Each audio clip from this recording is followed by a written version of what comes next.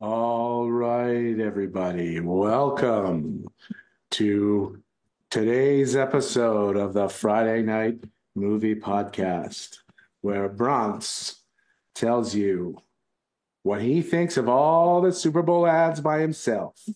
Then we're going to do a little buy, rent, and meh. And then I'm going to tell you some things that I've been watching. Oh, hey, guys. Yeah, so I got on and nobody was here after our last meeting, and I'm like, that's weird. That happened to me twice. So the second time I just started recording the episode. So I'm gonna get the recording of just like, Yeah, I did the theme music and everything. it's amazing.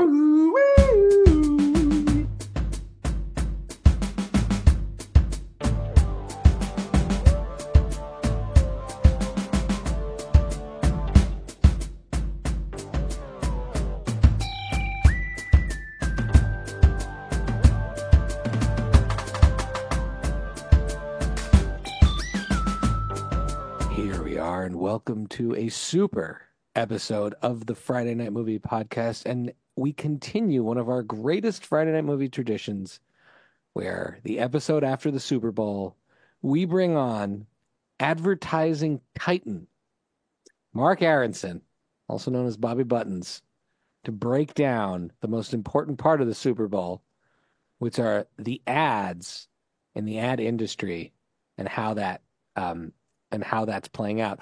But first, I got to turn to Becky. We were in a Super Bowl party together at the Joneses' house. Thank you, the Joneses, for hosting us.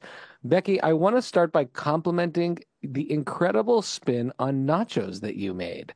Like, I usually make a nacho tray, but it's at most, to make it fancy, I add like beans, right? No, Like yours refried and beans. you here, like I have so much to say about this. Your nachos, it's maximum salt, which I do appreciate. You use like the saltiest Tostitos, and then but you use I that used to see those. I like late July. I like you use, late July. oh, have you been using? I love Late July. So you use like the thinnest of the pre-shredded cheeses, which I don't have a problem with that. I love the nachos you make, but I have a few criteria. One is I have to find whatever is going to be the thickest tortilla chip because it has to carry the weight of a minimum 4 cheese blend, hand shredded for maximum meltability. And then we're going in layers. Yeah, your layers were really good. It was almost like I was eating like tiny little crispy quesadillas with Yeah. beans and vegetables. Yeah, and I do my vegetarian. I do my vegetarian. Not that we had to keep kosher with this one, because thank you to the Joneses, I could have made it non-kosher, but I like to keep my nacho situation vegetarian. And I make my own homemade black beans. It's a spin on mom's black beans, but I make them like Those were good because better there was good protein. yeah. That way, first of all, complete meal. You have protein, you have vegetables, you have Grains. dairy, you have grains. This is a plant-based meal. And you had Yeah. vitamin C because Becky brought a mango pineapple salsa that was out Mhm. of this world. Did. On And the then nachos? On No, the, no, no. I So like the- you could for the dip it. You had side. choices. So I would like scoop it up and put it on So, Becky's nachos. It was out of this world. on the nachos are the beans, the veggies, the cheeses, and then everything else is on the side. The level of spice you want, the jalapenos, the multiple kinds of salsas, the guacamole, because Shai does not like guacamole, the sour cream, because I don't like sour cream. So, Modular. yeah. So, and then you can customize. Also, you don't want it to get soggy. You don't want it to get soggy. I don't like it when you go to get like restaurant nachos and by the end they're just like wet and you need a spoon. Yeah, exactly. So I'm That's a keeping little bit some satisfying, criteria. I gotta say, when they're like kind of bendy and chewy. Bendy and chewy, I think, is good. Yeah. I think when they're So- like wet toilet paper, it's tough. So I really enjoyed the nachos I made as well. That was all I pretty much remember from the Super Bowl was Well- coming and well, eating tray of my- nachos. My daughters watched the whole thing, even the overtime, which we suffered for the next day because they were so tired. But they insisted on staying up, and then the next day, my elder daughter, sort of in a very wise, like she's now seen the world kind of way, says, "Oh, I can't believe I stayed up for that. I realize now that the Super Bowl is just a regular football game, and I don't get the usual insurance commercials that I like because my kids love the insurance commercials. They Liberty Mutual. I don't even know what Liberty Mutual was, and they are all in on Liberty Mutual. Anyways, so that was Emu. well, no, Greg. There's someone named Greg, maybe, or Bert. I don't know. There's some like FBI agent looking guy. Kids these days. So, or Doug, whatever. Anyways, so let's start where most people start, which is the middle, the halftime show. Keep it simple. Use the classic Friday night movie game, buy, rent, meh. Mark, did you buy, rent, or meh the halftime show? I rented as I rent most halftime shows. I think I was kind of in and out of it. And so I thought, right, he did what he does really, really well. And yeah, I don't have a lot of great commentary to add on it. Okay. Becky, what did you think? Well, I didn't sit and watch the whole thing, and I've seen some clips since, but like in my experience of halftime shows, and there's some halftime shows I have extremely strong opinions on. I will say, based on my previous strong opinions of what does and does not work, I feel like they selected the variables, like the elements that really do work for a halftime show, in this case. Especially having like the marching band, like good, but not like too insane costume changes, music that people our age actually will think is fun or funny. And so I think like based on that, it's definitely up there for me in halftime shows. And I think like one of the things that drives me insane with the halftime shows is like the weird mashups of artists they do. Like they're trying to cater to so many people. It just doesn't make sense. And it's not good. And it's just like, oh, let's jam everything in here. So you're happy Instead of they just didn't like wheel Blake Shelton in to sing? No, like exactly. Where they're just like, let's pick one algorithm and we'll go with that. And so I think like based on that, it gets a buy because they chose a lane and then they just stuck with it confidently. I think it was fundamentally sound. I first of all, it focused on the substance of it. He's an amazing dancer, which I really hadn't thought about in a long time. I don't spend a lot of time thinking about Usher or his music, as opposed to some of my wife's friends who think about Usher all the time. And, or they're my friends too, I guess. Dancing was out of this world. It was like a throwback to the Michael Jackson level of moves. The singing was great. The guests made sense. They were consistent with the actual performance. It wasn't like a random algorithm mashup.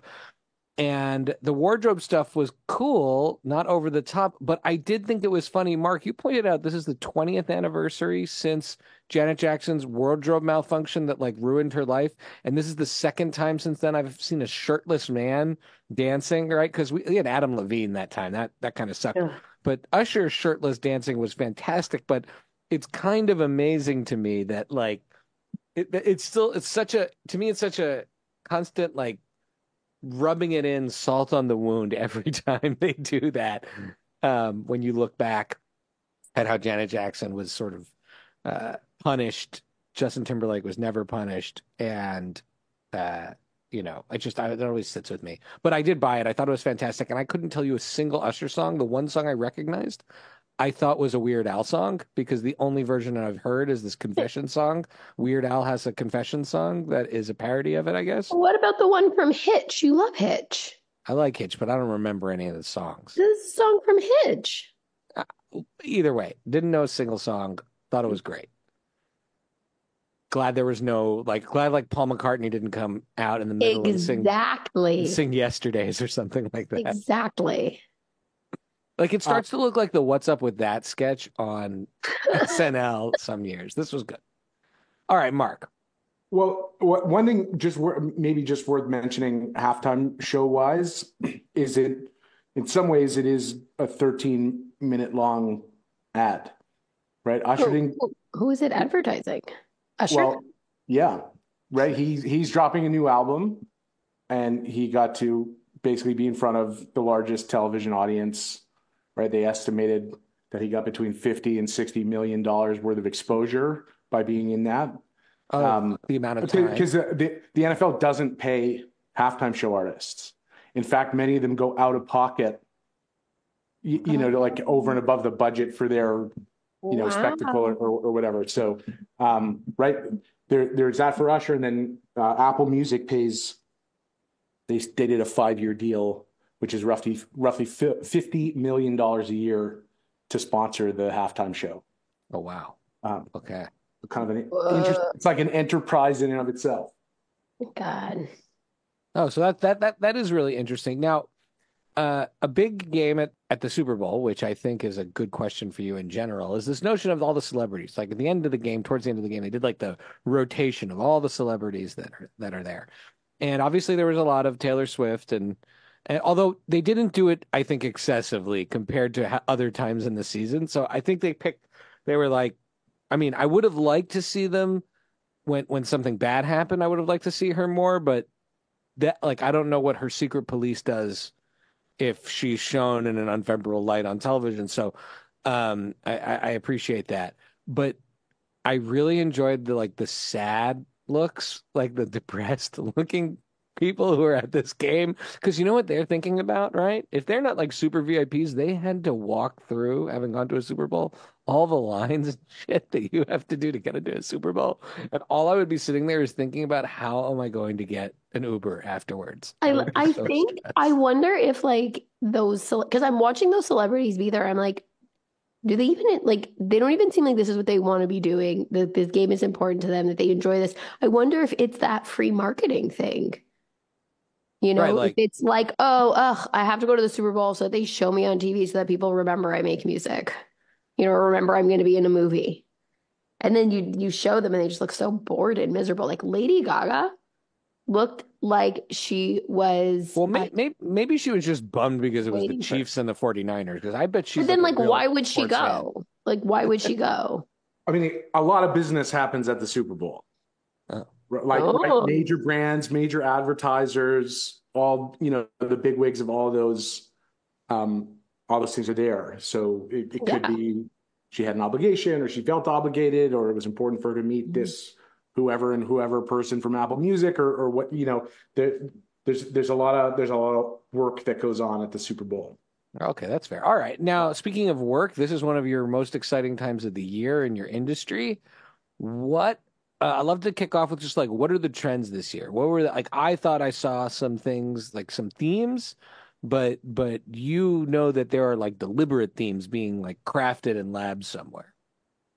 Totally. Well, and sometimes they just come together, like to see, and it gives you a sense of kind of where things are at, in the industry to a certain degree in culture. And I think it's important to think about it this way: like the Super Bowl is a reflection of where we've been, right? Like because everybody started on these ads 9 months ago, or 10 months ago, or a Ah, year ago, right? So it's not necessarily indicative of like where everything is going, but it gives you sort of a snapshot. So I think there's a few things that are worth noting.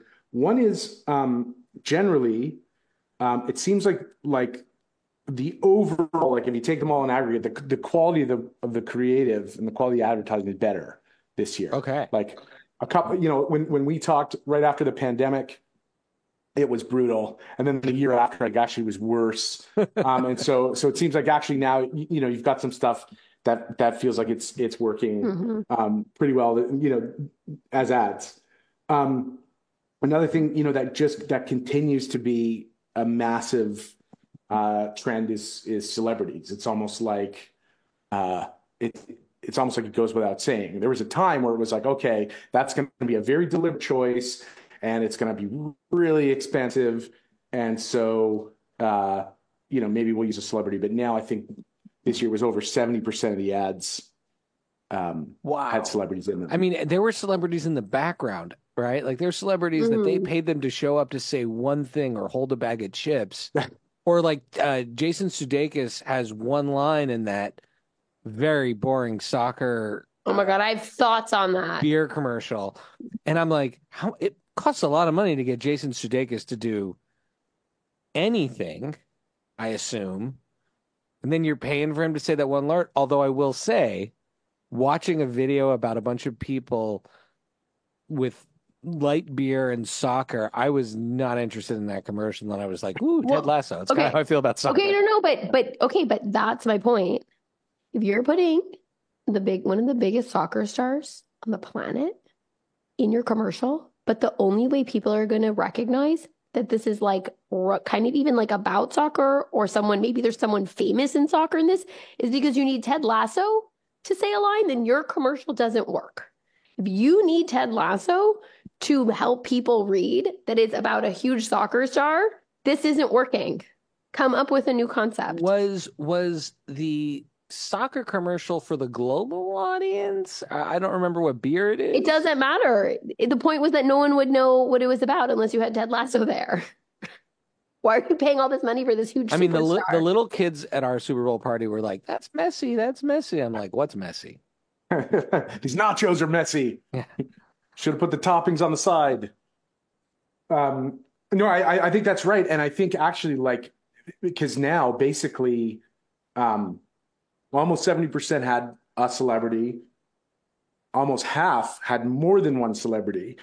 And so I think it's exactly like Becky is saying. There are some I think that used the weight of the celebrity really well. And then there are some where it's just like, this could be anybody, right? This is borrowed interest, basically, that a celebrity's here telling us about, you know, Mountain They have Dew some or- Instagram followers. We have this in the budget. We couldn't get Henry Yeah. Winkler. Yeah, like we can't go out into this game with nothing, like with no, like we need it. with just a Right? It's person. almost like table stakes. I think also, you know, just to mention, right, it's similar to last year.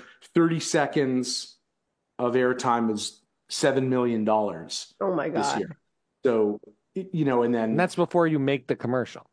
yeah, that's just for the time, right? And so, if you're doing that investment, then you also need to invest to make sure the ad is good and noticed and all that kind of stuff. Often, it's really tough for agencies. Often they get a brief from the client that says, "Okay, we're going to be in the Super Bowl, and your brief is top 5 USA Today ad meter. Let's do it." You know what I mean with that, and so you could see like there were some MGM, for example. You know, they made that ad with Tom Brady was in it, and Vince Vaughn was in it. Right, they spent apparently $15 million on the ad, like to make it, because to pay all of those celebrities in order to capitalize on their $7 million of airtime. Of selling an addiction. Fair enough. Yeah. Although I did do a little DraftKings towards the end of the game. I really thought Travis Kelce was going to go last touchdown, and I tried to put in like a last minute like bet that would have like for a few bucks would have won me like $300. But then he didn't have my login, and it jammed, and I ended up just not doing it. Wasn't a good. I guess I'm not a good commercial for DraftKings. Okay, now I don't know, the brands doing good themes seem to still be around. The one I highlight that stood out to us. Still around, but it's less heavy-handed. It's less heavy-handed. But Hellman's did No Food Waste Day is their day they're creating. I was fine with their commercial until Kate McKinnon ate a spoonful of Hellman's. And then I wanted to gag and throw up all over the nacho plate. That was I first of all, I have eaten a spoonful of Oh my Hellmann's. God, don't eat. Why are you doing that? But I also want to shout out to our friend Katie, whose nonprofit, the Food Recovery Network, is the partner for Hellmann's on that project. So they didn't get their brand in the commercial, but they're the ones actually doing the food recovery with Hellmann's. And it is kind of interesting that the biggest food waste day of the year is the day after the Super Bowl, apparently. Just people throwing out nachos, I guess, and wings and stuff. But yeah, what's your take on that? It seems like there was less, although it still exists. Much less. There was a time, and you know that is indicative of you know big trend in the industry, and so there was a time, you know, call it 5 years ago, roughly, where quote unquote purpose was the most important thing that you know a brand could have, like you know that the brand has a purpose in the lives of its consumers or a purpose in the world, and that sort of that got sort of way overdone to the point where it felt like every brand needed not just to have a purpose, but actually a way of doing good for people and for the world and that kind of stuff. And I think the aspiration is noble. I think nobody would, as a person who's worked in marketing and advertising, I think you'd love to be able to do that, but in some cases it doesn't make that much sense, or it doesn't help you sell things. And it was interesting to see. Hellmann's there as one of the ones that was out there with that type of purpose, reducing food waste, doing good, because Unilever, right, the parent company that owns Hellmann's, that also owns Dove, that also owns Axe, that also owns, right, kind of half the consumer products you can think of. And Unilever was a famous kind of leader of establishing purpose for all the brands. That was the thing. Every single one of its brands had to be organized around a purpose like that. And then they basically, the share price had been taking hits and was languishing, 2, 3, 4 years ago.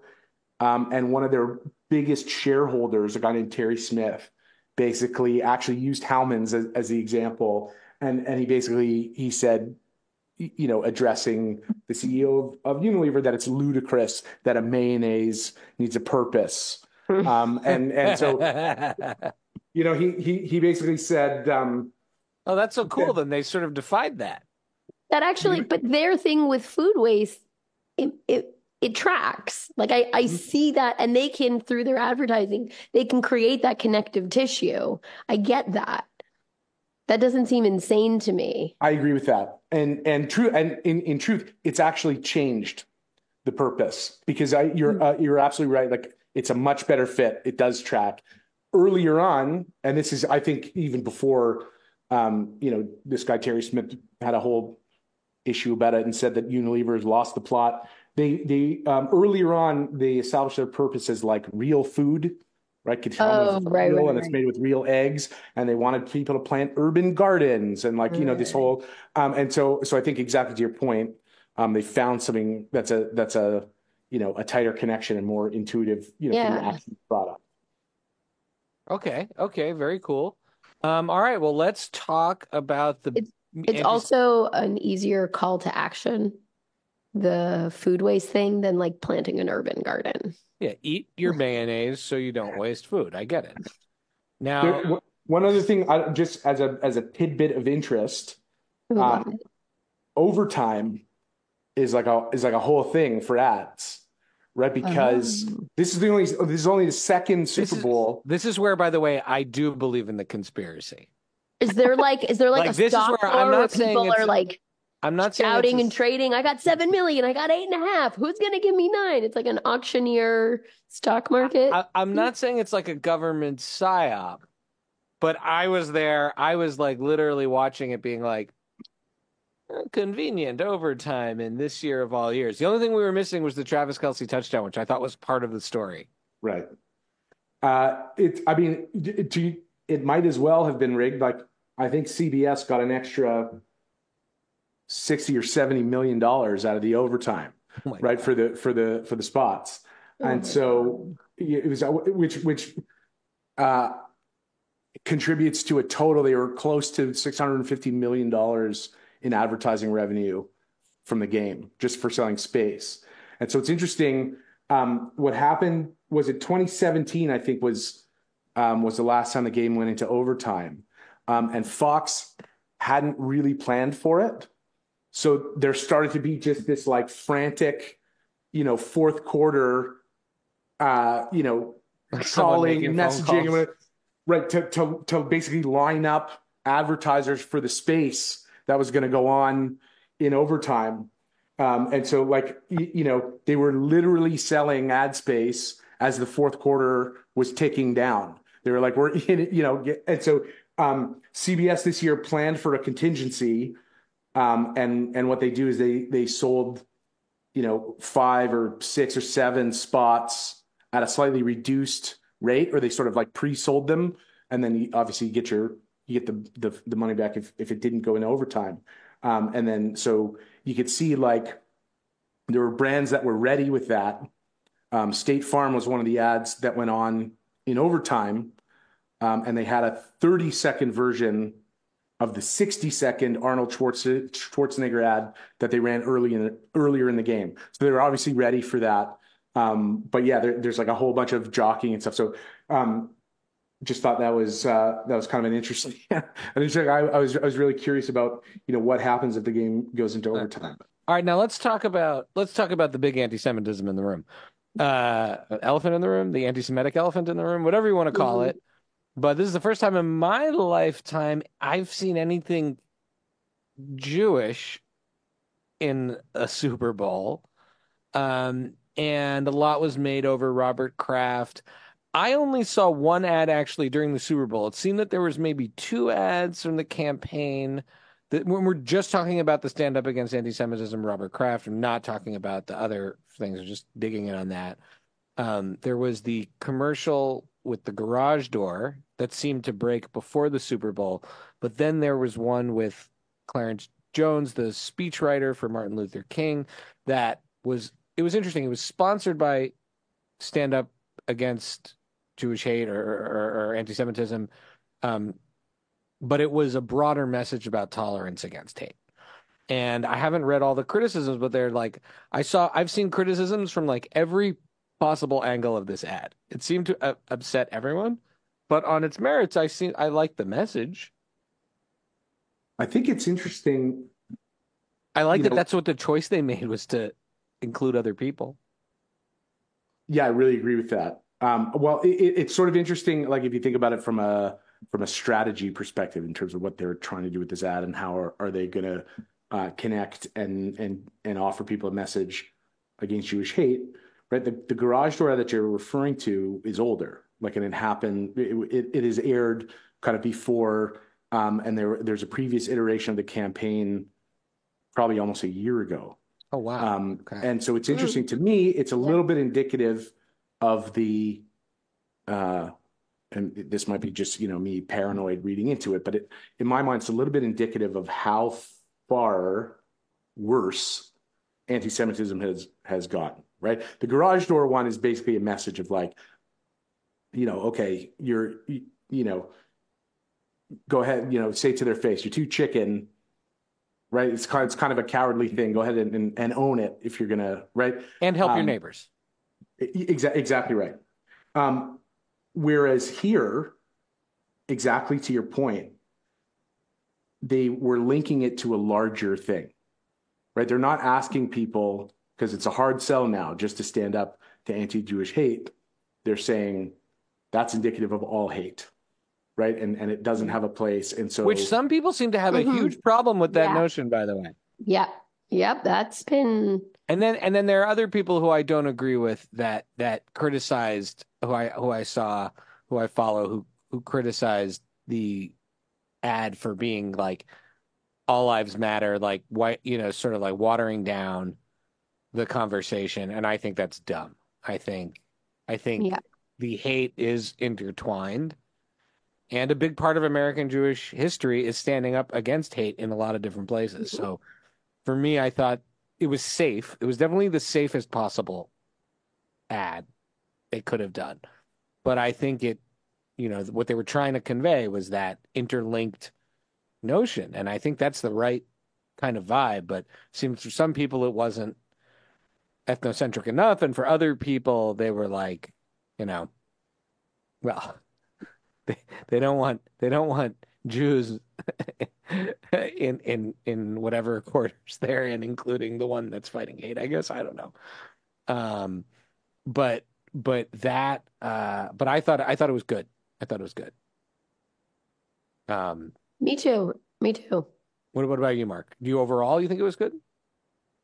Yeah, I mean, in terms of because this is right. Also think about it from an executional perspective. Like, where's the source of the drama going to be? Where you're up against Tom Brady and all these ads and all that, right? You still have to get noticed, and so right there's a way of doing it. Like they did with the garage door one. It's a vignette and it's dramatic, and right. But here you have a very different way at it, which I think is more interesting, right? In using this very interesting figure. And then also, right, I think it's a way of delivering that wider message in a pretty interesting way. And people are in this together against hate, and I like that. And I admire the people who participated in this.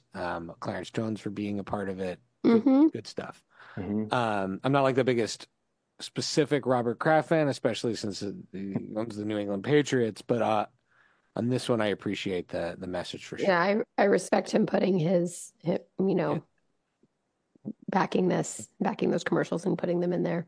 And if you'd like to make a Jewish movie for like way less money, you can give us a call. But also it also matters that he made and aired these commercials during the Super Bowl, and he owns Yeah. Odds are the Patriots could have maybe not this year, but in general. Yeah, and I think that it's like this is his place. Yeah, that's true. It's his house. It's the same way I'm disappointed in musicians who well, I'm not in everybody who said nothing, but definitely musicians who said things but didn't include sympathy for the actual kids at the Nova Music Festival, right? Like, this is your house, Okay, I hope that made sense. That makes sense. So I'm talking about like it's in your house. It's good to stand up in your house. And okay, now we're finished the serious stuff, and now I'm just going to go down a bunch of different ads. I'm going to pick off this list, my own list of notes. Get your thoughts. It's usual a buy, renter, meh, but also love the analysis too. Let's start with Sunday Ticket. I used Sunday Ticket this year on YouTube TV, and I actually found it quite easy to deal with. I liked it a lot. We're talking about a commercial? There was a commercial where they had all of the football players from teams that were bird themed, acting like birds and like flying all the way. Like the Eagles were flying, and then the Ravens were sitting on a roof, and then the Seahawks were doing something. What do we think of that? I didn't see that one. I sent the list, but I didn't. Was there too much thinking involved there? Well, I think part of it is it's an insider audience, right? You're not going to you're not going to pay for Sunday Ticket or be a buyer of Sunday Ticket unless you know football and the teams well enough to get that joke. Okay, got it. Do you know what I mean? So okay, so it's a niche. Sort of niche. I mean, it's obviously it's a pretty mass thing, but I think part of the intention there, even if it's unspoken, is like a bit of a celebration of the fandom and knowing the teams. All right. Scarlett Johansson and M&M's. There was a lot of noise at that moment, so all I just figured, I'm like, oh, they're bringing sexy back to M&M's. Cool. But that's all is that right? I don't know. I didn't see that one either. I don't feel like I've seen any of these, but I saw so many commercials. All right. What about their money? Okay. Mark, what about the Dove body confidence commercial? Becky, did you see that one? I didn't see it, but like the Dove and the Dove, like the evolution of Dove and their women's body, everything from like the original iteration of this 20 years ago where they were like real women or Be Real, but it was all like cartoon women. It was like, Joan Jetson and stuff like that. It was like one of their first campaigns. And then like the body diversity, they've been like, this is like a very big part of their brand, but I didn't see this one. Was it good? I don't know. I don't know if I enjoyed it, but I appreciated that they were doing it. It's a strange, like what Mark, what do people react to those kinds of ads? Yeah. I'm glad they're doing it. I agree. I think everybody, right. I think people can really get behind that, especially that they've stayed committed to it. Mm-hmm. But I think that dynamic is exactly one that any ad or any advertiser for something struggles with, which is, right, it was interesting the way that it started, right? Pratfalls, the girls playing sports seriously and falling and that kind of stuff. And then that as a juxtaposition for, that's not why you get out of sports, because you fall down or because it's harder, right? You get out of sports for a reason that most people kind of didn't even, would never really think of, which is related to body confidence. And that's why you get out of it. And I think, right, for the drama, right, they cut and stayed on a girl, looking at for a herself while. in the mirror. They really sort of held it, and I think that obviously got people's attention, but it's a tricky sort of feeling as you empathize with her or you feel uncomfortable, on her behalf or that kind of thing. And so I think in an atmosphere of, Ben Affleck and all these guys, you know what I mean? It does. I think it gives you the feeling and it grips you. The question is, does that work well? And so there's been all kinds of studies about, what type of emotional kind of impact ads have, and then what does it do for the results and that kind of thing. So interesting. Okay. Aubrey Plaza, Mountain Dew, watching with my kids. We watch Parks and Rec all the time. I hated every minute of it. But then when Nick Offerman came on, the guy who plays Ron Swanson, my kids cheered, and that was their favorite ad of the whole night. I don't even think they were. They remember it was Mountain Dew. There's no scenario, and I'll let my kids eat almost anything. There's a scenario where my kids are allowed to have Mountain Dew. That was not a good ad. Can we talk about the Dunkin' Donuts one? That was one of my favorites. Dunkin' Donuts is in my top 3 of this year. But I want to put a fine point on it, which is the reason I think we all loved it so much was because of Matt Damon. Oh, you think Matt Damon legitimized it? Right? Because you got Casey Affleck at the beginning and it's not Casey Affleck. I watched it 4 times. That is not Casey Affleck. It's just supposed to think it's Casey Affleck? It's someone adjacent. I don't know who it is. But it's the reason we loved it so much and we thought it was so good is because of Matt Damon being in there and being and giving the authentic, making Affleck feel authentic because he's referencing their best friendship and because of how terrible this commercial is. And so you're with Damon in it, and he for sure legitimized it. He's the best part of that commercial. I think it's also to the earlier point, it's a great example of celebrities in advertising, right? Ben Affleck is a known fan of Dunkin' Donuts. And that's where this premise, there have been other ads like this where he's overexcited to be in a Dunkin' Donuts, ad. And so I think, the premise of this starts out great.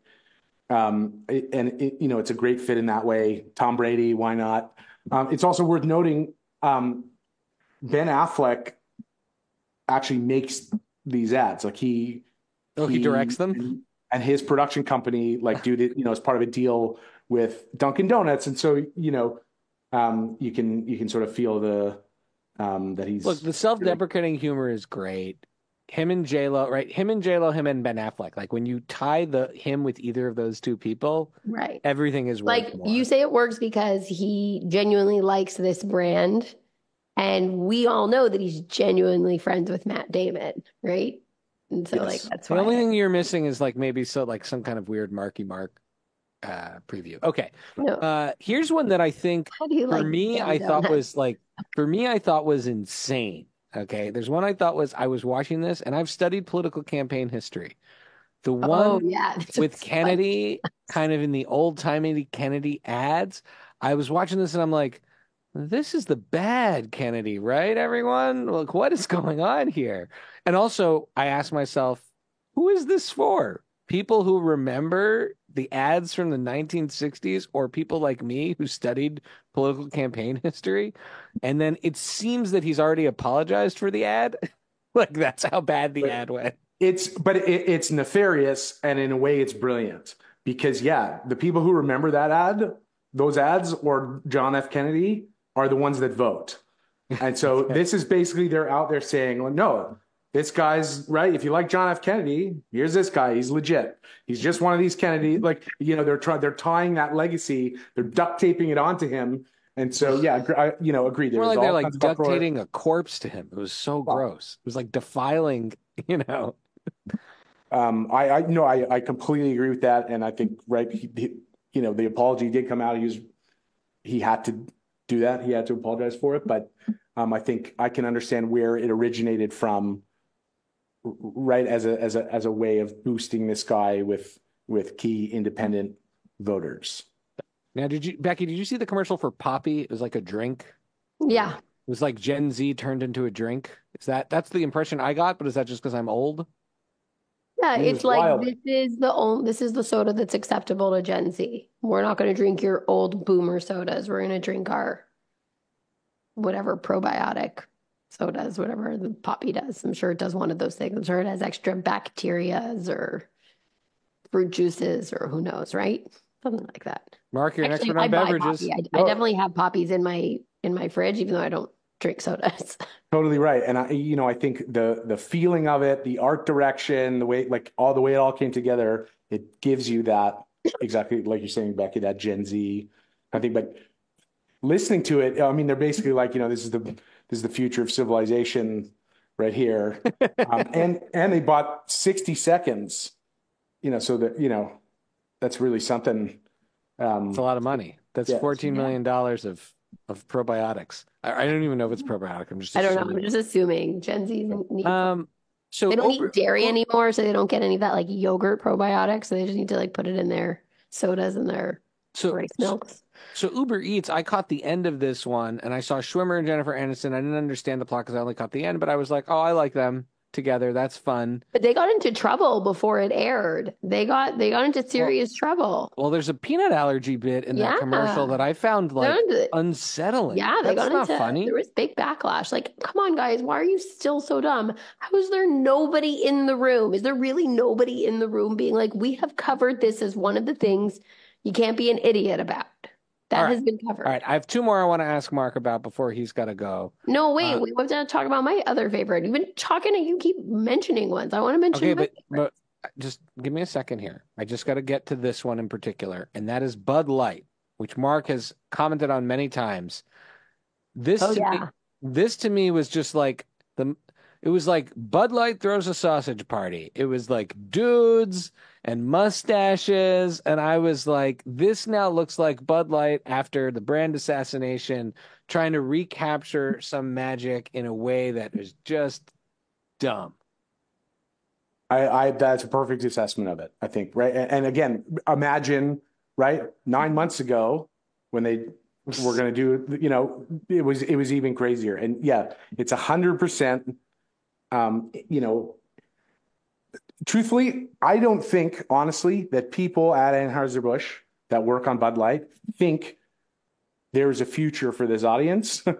Right? If you look at the data, if you look at anything, but I think this was like it was important for the company to show that, we're not doing woke things anymore. We're back for dudes.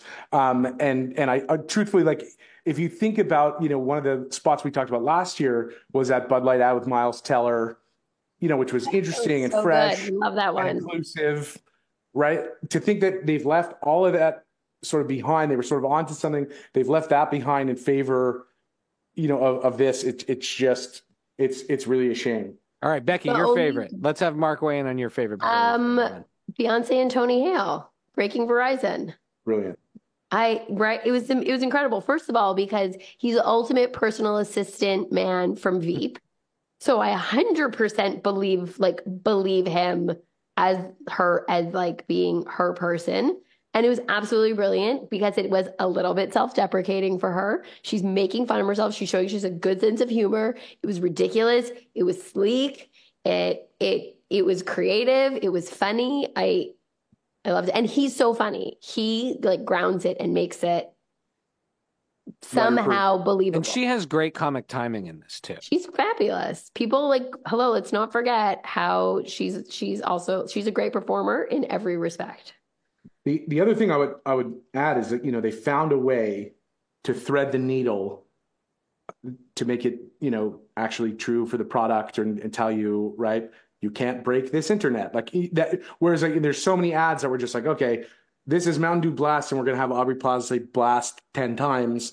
This one, right, conceptually, they found a way just to make it work in a way that's really integrated and believable and a brilliant idea. And how fun was that brainstorm session where people are sitting around being like Beyonce AI, Barbie, like thinking about BOTUS, like thinking of all the different ways you could use her name. Like that must have been a really fun brainstorm. totally right. And like you could see, she had fun with it. It was letter perfect in my mind. One interesting one, and then I got to jump is and then Beck will close up. The Christopher Walken ad. I was like, okay. And that was one where the link was a little more tenuous. It's like all these people imitating Christopher Walken, which was funny. And then they had to try and somehow what get brand to like, was that for BMW, and it was basically you can't imitate BMW. Did T-Mobile and Nerds use the same flash dance imagery in the commercial, like Jason Momoa dancing and then the dropping of the water, like in Flashdance? Like, is someone getting fired at Nerds? Doubtful, but they're for sure like, no. I mean, nobody had any way of knowing that even was going to be a thing culturally. Like, but they're not that psyched about it. Um, All right, thank you, Mark, for the Super Bowl roundup. We'll see you soon. Great to be with you guys. Becky. Thank you. Becky, now there were a whole bunch of movie and TV trailers. Wait, no, there's something else that's super random that happened to me that I didn't get to talk about at the beginning. Can I without talking about it? So I'm doing my laundry, me, my kids, Vlad, 2 loads of laundry, and I'm folding laundry for like an hour. And as I'm going through the laundry, there are like these 3 mismatched, so it's 3 completely different adult size socks in like adult size socks. Yeah, you sent me a picture. In my laundry. They were not my socks. They don't belong to me or Vlad. They don't belong to anyone in your house. Mom and Dad were just here. Doesn't belong to them. What? How? What plausible explanation is there? There would be 3 completely different adult, not your 3 dog pairs. Eats socks often. No, but she does. She eats them and swallows them. 1. 2, she doesn't bring them in from the home. Is she going into somebody else's laundry and stealing their socks? Why would there be? And there's not 3 pairs. It's like 3 individual ones. I just find it incredibly creepy. I find it, no, it's not that, but I find it incredibly creepy to just find do you like think someone, it's like, do you think laundry. someone has taken the other pairs and they're trying to send you a message? I think someone was in my house and left their socks here in like a really weird way. Like, I don't know why else would they be in my laundry. Weird. It's for some reason, it's creeping me out so much. And then I was like, I sit on my bed doing the laundry and whatever, I put everything away. Maybe you're being framed in like a sock. I don't know. robbery. I woke up in the middle of the night and one of the socks was like on my face. I was very freaked out, but it was clean. That's fair. Anyway, so that's a weird thing. That is super weird. Now, there were a bunch of movies. This is a movie podcast, right? A TV podcast. There were a bunch of commercials. There was commercial for Shogun. There's commercial for Monkey Man. There's commercial I'm excited for Monkey Man. And Dev Patel directed it. Dev Patel directed it, yeah. Yeah. Ghost commercial was pretty funny. There was a So Help Me Todd commercial that was pretty funny. Oh, we didn't talk about the State Farm commercial with Arnold Schwarzenegger. I loved that. Was great. That was great. That was really funny, playing with his accent. And that was cute. But which of the that movie seems to be TV in this. Wait, hold on. That seems to be a trend. Celebrity self-deprecation. Oh, that is a big one. Okay, all right. Celebrity self-deprecating. So which of the upcoming movie or TV things were you most excited about? I'm really excited. I think the trailer for Monkey Man is pretty badass. I think that looks like it could be really cool. I am very excited for the movie version of Wicked because my kids are totally obsessed with it.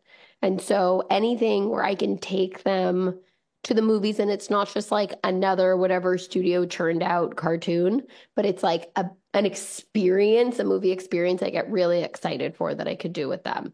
So I am pretty excited for Wicked.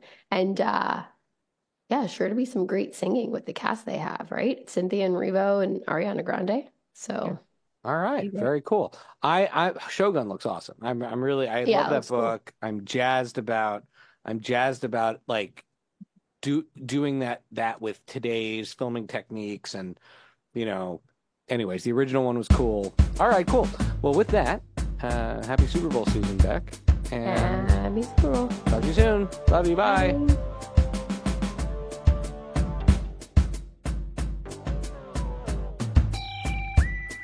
Thank you for listening to Friday Night Movie, the sibling rivalry and pop culture podcast. Join the Friday Night Movie family by following @FryNightMovie on all of the socials and visiting our website, FryNightMovie.com. Our theme song is by What Does It Eat? And make sure to leave us a review on Apple Podcasts or wherever you get your podcasts. Thanks for listening.